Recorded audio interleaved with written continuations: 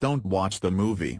Maybe it's Burt Reynolds' mustache, or maybe it's that people no longer find it funny to laugh at the Japanese for being Japanese, but Cannonball Run just doesn't do justice to the reality of the outlaw New York to Los Angeles races orchestrated by the late, great Brock Yates between 1971 and 1979. As Yates himself later recalled, "You had to have been there.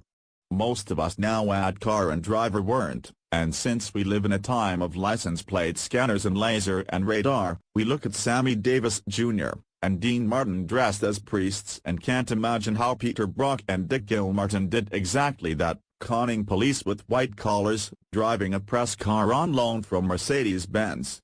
The movie may not have been art, but it did imitate the lives of actual journalists, racers, and professional miscreants, and it is a story worth retelling. They were there, Cannonball Run racers' outlaw tales, and in last week, some of these same outlaws, gray-haired and slowed, retold their Cannonball Run stories at a public reunion in Greenwich, Connecticut. Parked out front were a squad of Cannonballer cars, as if Bill Broderick, a Union Oil PR rep who raced a motorhome and enjoyed a police escort into Los Angeles, would throw away his walking cane and drawer onto I-95 at any minute.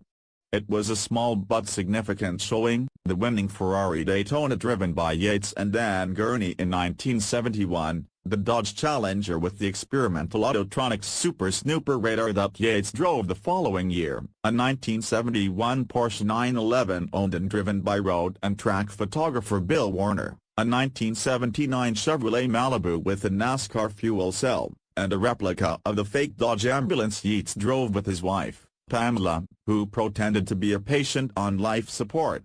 Their stories, some of them unpublished, are worth retelling. Judy Stropus was part of an all-woman team who went braless in a Cadillac limo.